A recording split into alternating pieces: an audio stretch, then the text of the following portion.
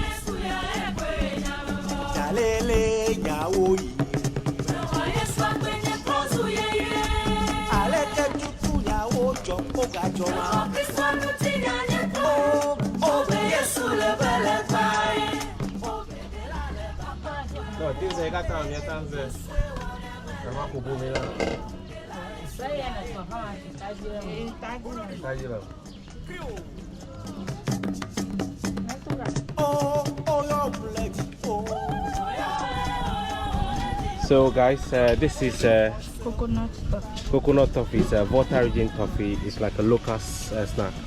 So it's made with coconut, right? Yeah. There's coconut and sugar. Only coconut and sugar. Yes. So how do you prepare? So this one, I think they grate the coconut. Yeah. Then they melt the sugar. Yes. Is that right? So this I bit off your rough. Yeah? Lakuyan. Toffee. Toffee. I remember toffee. Toffee. Yeah? I be.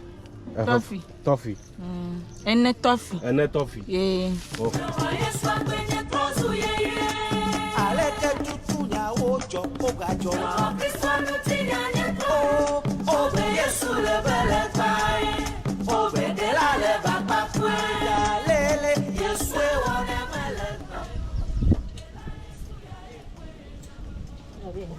I go for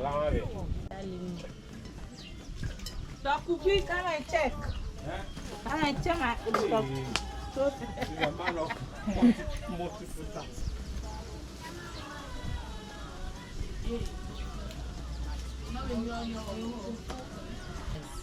Turkey thighs.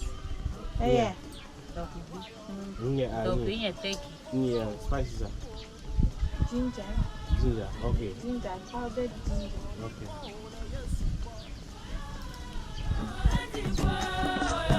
Pastor, why your way?